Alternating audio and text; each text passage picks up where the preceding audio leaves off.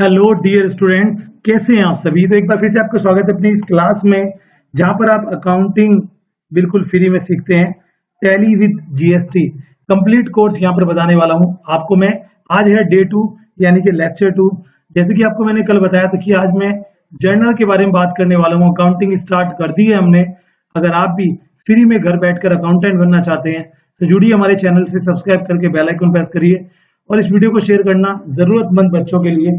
अगर आपने 12th किया हुआ है, अगर आप ग्रेजुएशन में हो, किसी भी क्लास में हो, आप अकाउंट अच्छे सीख सकते हो। अगर आपको कॉमर्स भी नहीं आता तब भी आप अकाउंट सीख सकते हो, क्योंकि मैं इतना डीप बता रहा हूँ। अब यहाँ पर कुछ बच्चे सोचते हैं कि टैली सीखने के बाद हम अकाउंटेंट बन जाते हैं, तो वो गलत है। टैली सीखने के बाद हम कभी भी अकाउंटेंट नहीं बनते जब तक हमें अकाउंट्स का बेसिक्स, अकाउंट्स के रूल, अकाउंट्स की प्रैक्टिकल नॉलेज ना हो। मैं आपको वो चीजें सिखाने वाला हूँ जो वाकई में किसी बिजनेस में होती है। मैं वो नहीं बताऊंगा जो हम किताबों में पढ़ते हैं, मैं वो बताऊंगा जो बिजनेस में होती है। कुछ थ्योरेटिकल भी डिस्कस करेंगे आज हम, बट ये थ्योरेटिकल इतना ज्यादा नहीं होगा जितना आपकी बुक में है। जितनी हमें जरूरत होगी उतना हम थ्योरेटिकल लेंगे। तो आई होप आप लाइक कर दीजिए। इससे पहले तो मैं आपको बताना चाहता हूँ, अकाउंटिंग फुल कोर्स है आपका। सबसे पहले बात करते हैं अकाउंटिंग प्रोसेस की, कि अकाउंटिंग प्रोसेस होता क्या है।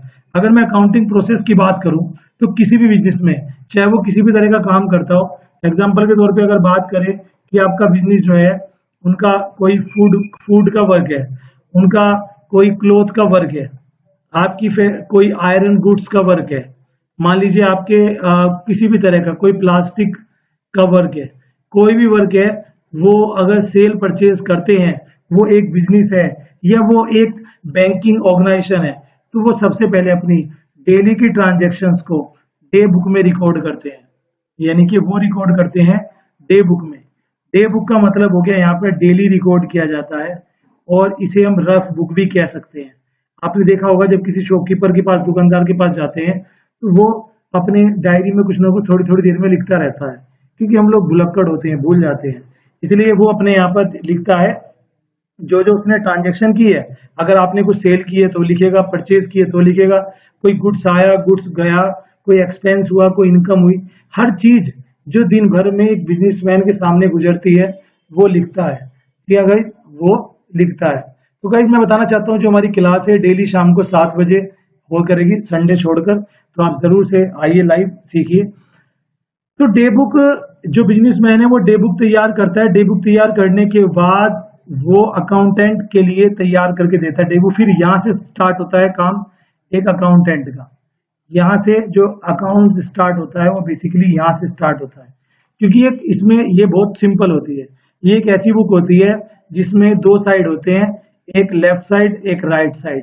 एक साइड जो कुछ आता है यानी कि इनकम्स होती है वो लिखते हैं, एक साइड कोई पेमेंट होती है वो लिखते हैं, और अगर कोई क्रेडिट ट्रांजेक्शन है तो उसे अलग से रफली लिख लेते हैं। तो उससे हमें, क्योंकि मैं अकाउंट कर चुका हूँ, मैं आपको वही सारी चीजें बता रहा हूँ। जब हम किसी के कहीं पर अकाउंट करने के लिए जाएंगे तो वहां पर हमें वो अपनी डे बुक देंगे। डे बुक बोलते हैं अलग अलग, कुछ लोग डायरी यूज करते हैं, कुछ लोग रजिस्टर यूज करते हैं, कुछ लोग डे बुक यूज करते हैं। उसको वो देंगे और उससे वो उस ट्रांजेक्शन से आपको जर्नल क्रिएट करना है।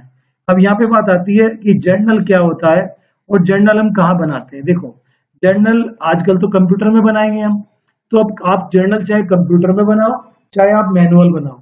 आप मैनुअल बनाओ, कंप्यूटराइज बनाओ, दोनों का मेथड एक है, दोनों के लिए रूल आना बहुत जरूरी है।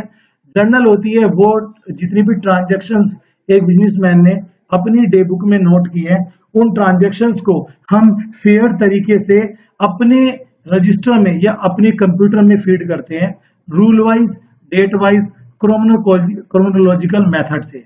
अब हमें वो ट्रांजेक्शन कैसे रिकॉर्ड करनी है या ट्रांजेक्शन कैसी होती है, आइए आगे चलते हैं। उसके बाद बात करते हैं यहाँ पे लेजर जर्नल बनाने के बाद, अगर हम कंप्यूटर में कर रहे हैं टैली में, तो लेजर ऑटोमेटिक बन जाते हैं। लेजर का मतलब है किसी पर्टिकुलर ट्रांजेक्शन्स के बारे में रिकॉर्ड रखना। जैसे एग्जांपल के तौर पे हमारा एक कस्टमर है जिसका नाम है राम। अगर हमें राम के बारे में नॉलेज लेनी है कि राम के ऊपर कितना बैलेंस है, राम से हमें इसे क्या लेना है क्या देना है, वो सब लेजर में होगा, प्लस उसका बैलेंसिंग। अगर हम कंप्यूटर में कर रहे हैं अकाउंट, तो हमें केवल बच्चों जर्नल करना होता है, बाकी कंप्यूटर सब अपने आप कर देता है। जो एडवांस फीचर आया है जर्नल का, सॉरी उसका टैली का, उसमें सब कुछ हो जाता है। आप बैंक रिकॉन्सिलिएशन स्टेटमेंट तो पहले वाले वर्जन में ही आ गया था, अब और ज्यादा एडवांस आ गया है। तो लेजर हो, बैलेंस शीट, बैलेंसिंग हो, उसके बाद एक होता है ट्रायल बैलेंस की जो हमारा अकाउंट है वो उसकी मैथमेटिकल मिस्टेक को ढूंढना कि हमने जो अकाउंट किया है वो सही किया है कि गलत किया है। अब ये जो ट्रांजेक्शन है डे बुक जर्नल लेजर ये चलती है पूरे साल भर, लेकिन जब एक साल बीत जाता है और वो साल होता है, सबसे पहले आपको समझना चाहिए अकाउंटिंग ईयर जिसे हम फाइनेंशियल ईयर कहते हैं वो होता है 1 अप्रैल से 31 मार्च। इसी के समय इनकम टैक्स सेल टैक्स की रिटर्न जमा होती है, इसी पे ही एक मतलब अकाउंटेंट अकाउंट्स करता है, और जब हमारी अकाउंट्स की नई बुक या नया सेशन हमें क्रिएट करना होता है तो वो आ जाता है अप्रैल से।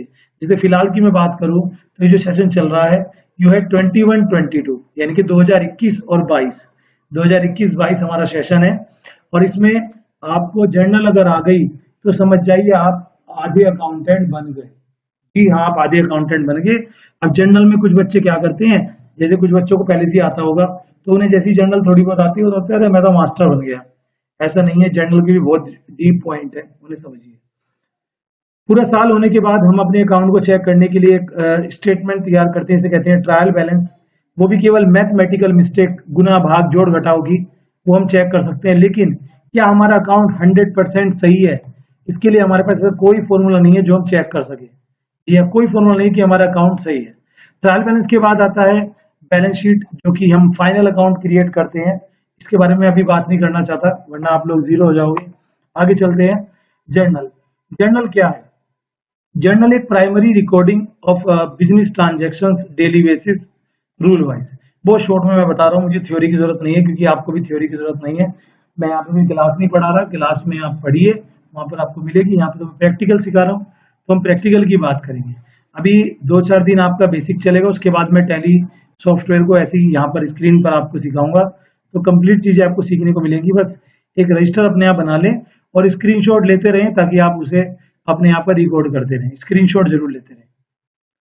ये है जर्नल का डेमो या आप इसका प्रारूप भी कह सकते हैं। जर्नल में टोटल 5 कॉलम्स होते हैं, date, particulars, LF, amount, amount debit, amount credit. अब लेजर का मतलब यहाँ पे एलएफ का मतलब होता है लेजर फोलियो। जी हाँ, लेजर फोलियो का मतलब होता है लेजर का पेज नंबर। जैसे आप तो कंप्यूटर में करने वाले अकाउंट, पहले क्या होता था रजिस्टर चलते थे, तो एक रजिस्टर होता था जर्नल का, एक रजिस्टर होता था लेजर का। तो उन रजिस्टर के होते थे पेज नंबर। तो लेजर का जो पेज नंबर होता था जहां उस पर्टिकुलर रिकॉर्डिंग होती थी उसको वो डलता था जर्नल में, तो आ गया एलएफ, यहाँ पे पेज नंबर डलता था। जब हम जर्नल का पेज नंबर लेजर में डालते थे तो वो होता था जेएफ। ठीक है, अब आगे चलते हैं जो कि बहुत खास चीज है यहाँ पे, जर्नल हम कैसे बनाते हैं। ये गोल्डन रूल्स ऑफ जर्नल। अगर आपको गोल्डन रूल सीखने हैं अकाउंट्स के, अकाउंट्स आपको सीखना है तो आज मैं इस पर ही चर्चा करूंगा क्योंकि वीडियो ज्यादा लंबी हो जाती है तो फिर बच्चे नहीं देखते। ठीक है, गोल्डन रूल्स ऑफ जर्नल की मैं बात कर रहा हूँ गाइस, तो उससे पहले आपको पिलर समझने होंगे। जैसे किसी भी बिल्डिंग के कम से कम 4 पिलर्स होते हैं, है ना, ज्यादा 6, 8, 10 भी हो सकते हैं, डिपेंड करता है उसके साइज पर। तो ऐसे किसी भी बिजनेस के, किसी भी अकाउंटिंग के 4 पिलर्स होते हैं। इनका नाम है इनकम, एक्सपेंस, एसेट्स और लायबिलिटी। अगर आप इनको समझ लेते हैं तो समझ जाइए आधे अकाउंटेंट आप फिर से बन गए। अब बच्चा कहेगा सर आधा आधा में तो पूरा बन गया। नहीं भाई नहीं, ऐसा नहीं होता, अभी बहुत सारी चीजें बारीकी जो आपको सीखनी पड़ेगी। तो इनकम, इनकम क्या है मैं आपको 3 एग्जांपल देता हूं, उसमें समझ लीजिए। फर्स्ट, जी, salary due to Ramesh 5,000 rupees, एक transaction. Second transaction, salary paid in cash to Ramesh, तो यहां पे ये हो गया 5,000 रुपीज। थर्ड ट्रांजेक्शन है एडवांस सैलरी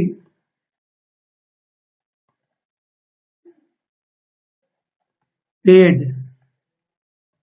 अब देखो कंडीशन के इन कैश रुपीज 10,000।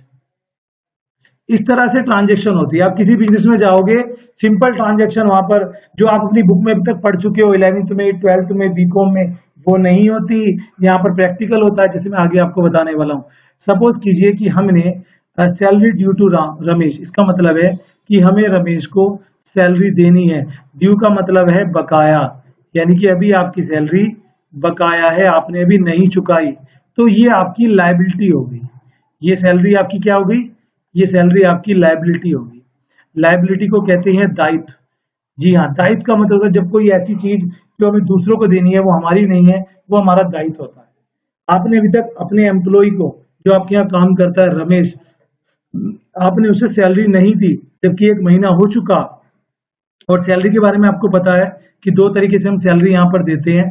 जैसे कि कोई मंथ 1 से लेकर 30 तक होता है, तो हम या तो सैलरी नेक्स्ट मंथ में 1 या 2 तारीख को देते हैं, ठीक है, और या फिर हम उसी 30 तारीख को देते हैं। लेकिन मोस्ट ऑफ जो गवर्नमेंट ऑर्गेनाइजेशन होती हैं, वहां पर लास्ट डे ऑफ मंथ को पेमेंट हो जाती है।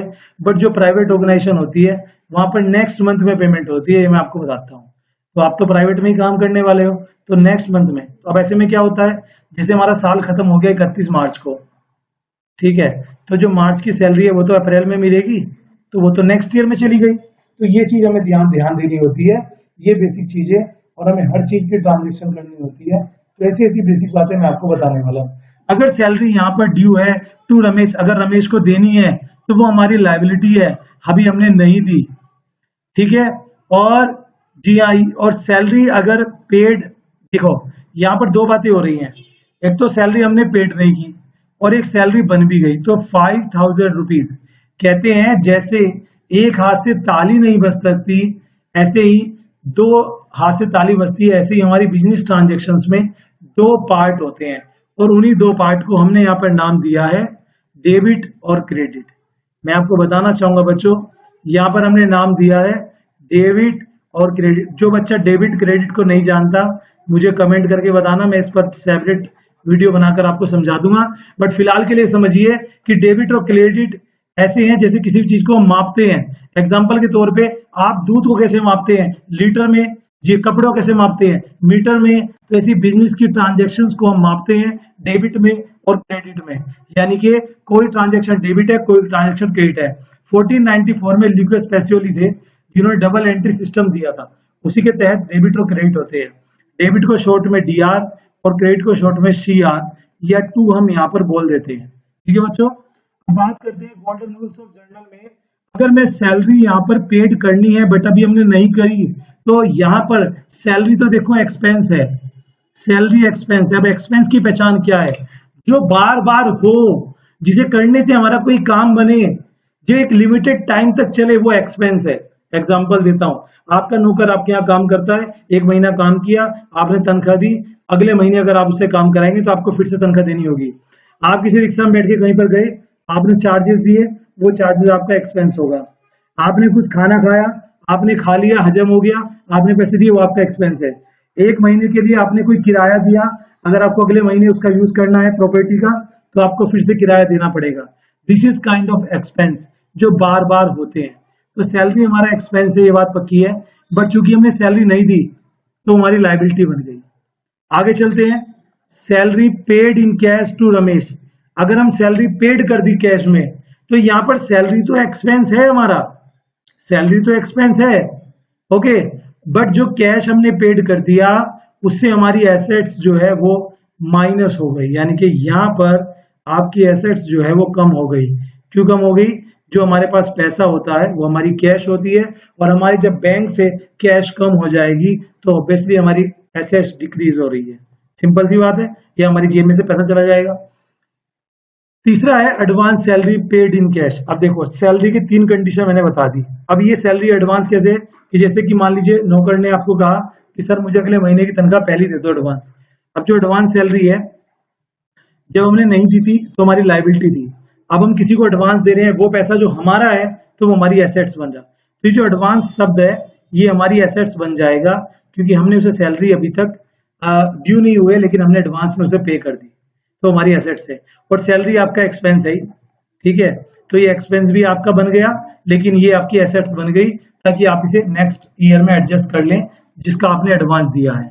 अब गाइज यहाँ पर कौन क्या क्या है इसको समझिए ध्यान से। जैसे हम बात करेंगे यहाँ पर इनकम की, तो इनकम ऑलवेज क्रेडिट होती है, ध्यान रखेंगे। एक्सपेंस ऑलवेज डेबिट होता है, एसेट्स ऑलवेज डेबिट होती है, और लायबिलिटी ऑलवेज क्रेडिट होती है। इतना आप समझिए ध्यान से। बहुत ज्यादा मैं आज नहीं बता रहा क्योंकि मैं ट्रांजेक्शन्स की बात करूंगा। अब मैं इनकी ट्रांजेक्शन्स की बात करता हूं। जैसे हम किसी भी जर्नल एंट्री को कंप्लीट करते हैं तो हम उसे, जी हाँ, हम उसे कैसे कंप्लीट करते हैं, हम उसे डेबिट और क्रेडिट के यूज से कंप्लीट करते हैं, जैसे कि आपको पता है। तो देखो पहली एंट्री क्या होगी, मैं रफली बता रहा हूँ, जिन्हें समझ में आए वो समझ लेना, जिन्हें ना आए वो कल से समझना, ठीक है। जैसे पहली है सैलरी ड्यू टू रमेश। अब सैलरी यहाँ पर एक्सपेंस है और मैंने अभी बताया कि एक्सपेंस डेबिट होता है, तो लीजिए सैलरी डेबिट हो गई, ठीक है। अब कोई भी जर्नल एंट्री जो हम सीखेंगे वो डेबिट और क्रेडिट दोनों होते हैं। जैसे डेबिट हमने यहाँ लिखा, क्रेडिट के लिए हम क्रेडिट ना लिखकर टू लिख सकते हैं थोड़ा आगे से। अब टू किसे करें, तो यहीं पे समझ में आ रहा है कि रमेश हमारी लायबिलिटी है क्योंकि हमें उसे पैसे देने हैं, तो टू में यहाँ पर रमेश आ जाए, ठीक है। ये आपकी ट्रांजेक्शन बन गई, ठीक है। अब जैसे यहाँ पे सैलरी पेड इन कैश, तो सैलरी आपका एक्सपेंस है तो एक्सपेंस आपका डेबिट हो जाएगा, लीजिए डेबिट हो गया, ठीक है। अब ये हमने पे कर दिया कैश में, जो कि हमारा कैश कम हो गया, हमारी एसेट्स डिक्रीज होगी। एसेट्स होती है डेबिट, वो डिक्रीज होगी तो उसे कर देंगे क्रेडिट, जो कि है हमारा कैश। ऐसी आपकी एंट्री बनती है। कल को मैं और डीपली यहाँ पे बताने वाला हूँ आपको, इतना डीपली, और कम से कम 10 से 15 ट्रांजेक्शन जो बिजनेस की एक्चुअल होती हैं वो कल डिस्कस करेंगे हम प्रैक्टिकली। एडवांस अगर हमने दिया था सैलरी, तो एडवांस सैलरी हमारी एसेट्स है, हम उसे डेबिट कर देंगे।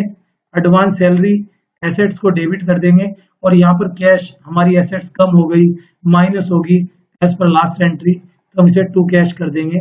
जब कोई डेबिट, जैसे मैथ में प्लस माइनस होते हैं ना, हमारे जब कोई डेबिट घटता है तो वो क्रेडिट हो जाता है, जब कोई क्रेडिट घटता है तो वो डेबिट हो जाता है। आज के लिए इतना काफी, आई होप आपको बहुत कुछ समझ में आया होगा। इस सेशन के लिए आपका धन्यवाद, आपने अब तक वीडियो को देखा। चैनल को सब्सक्राइब करके बेल आइकन प्रेस कर दें, वीडियो शेयर कर दें ऐसे लोगों को। डेली शाम को 7 बजे आपको वीडियो मिलेगी अकाउंटेंट बनने के लिए। Thank you very much, bye bye.